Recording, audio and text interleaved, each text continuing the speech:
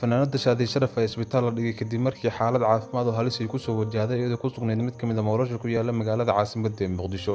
Shaadi Sharaf waa fanaanad isla markaana gabar caan ka ah YouTube-ka ayaa isbitaal loola cararay. Sida aad arki kartaan sawirka idin muuqdana waa sawirkii ugu dambeeyay ee laga soo qaaday isbitaalka ay ku jirto fanaanada. Haddaba daawadayaal, Shaadi Sharaf ayaa xaaladeeda caafimaad laga diyaarinayaa xilli ay soo baxayaan warar kala duwan oo ku saabsan xaaladda caafimaad ee fanaanada. Haddaba daawadayaal, waxaan si marka koowaad idinka codsanayaa inaad u soo duceysaan walaashan Shaadi Sharaf idinkoo ducadiina ku soo qori kara barta comment-ga, sidoo kalena muuqaalkan la gareyn kara doona si aan rajeynayo si uu muuqaalkan u baaho si dad fara badan oo Soomaaliyeed oo u duceeyo walaashan Shaadi Sharafna aan u helno. Haddaba daawadayaal, nagu dhiirigeli oo muuqaalkan like saar si uu u faafo bulsho fara badan oo Soomaaliyeedna u gaaro si ay walaashan Shaadi Sharaf xaaladda caafimaad ay ku jirto Ilaahay uga caafimaadiyo una soo duceeyo daawadayaal. Haddaba maxaa keenay in fanaanada Shaadi Sharaf isbitaal loola cararay isla markaana xaaladeeda caafimaad laga deeriyo? Lamana xaqiijin ilaa hadda xaaladda caafimaad ee fanaanada ay ku sugan tahay, sidoo kale waxa dhabta ah ee fanaanadan ku dhacay. Hase yeeshee, si dad badan oo xogogaal ah isla markaana goobjoogaalka markii meeshii ay ka dhacday dhacdadan ayaa waxay inoo sheegeen in fanaanada Shaadi Sharaf lagu soo booday isla markaasna ay miyir daboolantay istaagan ay ka dhacday. Lamana garan karo sababta rasmiga ah arrintaas keentay, walow takhaatiirta caafimaad ee isbitaalkan lagu dabiibay fanaanada Shaadi Sharaf ay ilaa haatan war ka soo saareen isla markaana ay dhammaan dhiigga guud ka qaadeen fanaanada. Haddaba daawadayaal, Shaadi Sharaf ayaa xaaladeeda caafimaad halkaas ay maraysaa, waxaana ay dhawaanba mar walbaba muuqaallo taxane ay soo dhigi jirtay barteeda YouTube-ka, halkaas ay ku madadaaliso malaayiin kumanaan kun oo qof oo Soomaaliyeed oo bartaasi si joogto ah uga daawada. Haddaba Shaadi Sharaf iyo Cabdifitaax Yare ayaa la sheegay in arrintan markay dhacaysay ay ku sugnaayeen mid ka mid ah nolosha ku yaala magaalada caasimadda ee Muqdisho, sida ay wararka qaarkood lagu qorayo barta Facebook weeyaane. Waxaana la sheegay in fanaanada ay miyir daboolantay isla markaana istaagka ka dhacday, kadibna uu fanaanka halkaasi kaga qaaday gaari taksi ah kuna geeyay isbitaal ku yaala magaalada caasimadda ee Muqdisho. Xaaladeeda caafimaadna lagu dabiibay isbitaalkaasi. Wararka qaarkood aan helin ayaa sheegay in takhaatiirta caafimaadka isbitaalkaasi ay sheegeen in uu jiro xanuun wadne garaaca iyo waxyaabo la mid ah, maadaama miisaanka fanaanadu aad u culus yahay sida ay sheegeen.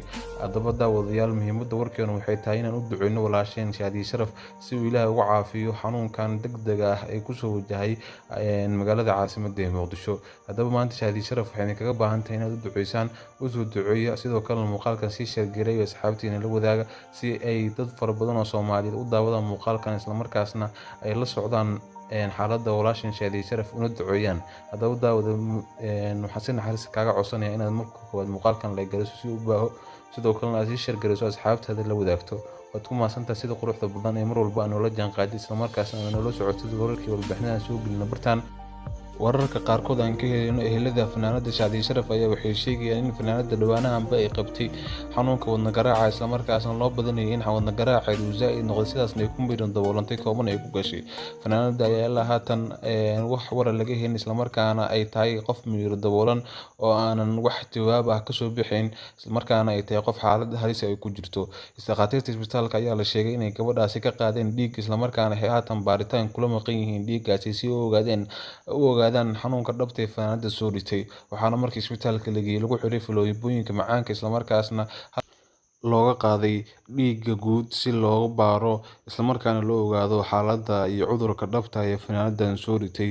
waxaana wararka qaarkood ay sheegayaan in fanaanada maadaama uu miisaankeeda culus yahay maalmihii ugu dambeeyayba uu hayay wadne garaac, sidaasna la filayo in wadne garaaceedu markuu zaa'id noqday ee fanaanada miyir daboolantay, sidaasna isbitaal loola cararay. haddaba daawadeed, Shaadi Sharaf maanta duceyn kaga baahan tahay, usoo duceeya, sidoo kalena muuqaalkan sii shirgareeya asxaabtiina la wadaaga si ay fanaanada u hesho dad fara badan oo Soomaaliyeed oo u duceeya. waad ku mahadsantahay daawada sida quruxda badan ee mar walba aad nala socotay isla markaana noola jaanqaadid. haddaba xaaladda fanaanada Shaadi Sharaf ayaa intaasi ay halkaas marayso. marka daawadeed, waxaan jeclaystay inaan muuqaalkan yar oo kooban la wadaago. waad ku mahadsantihiin mar labaad iyo mar saddexaad. Shaadi Sharaf xaaladeedana halkaas ayay maraysaa. fadlan u duceyna hal mar.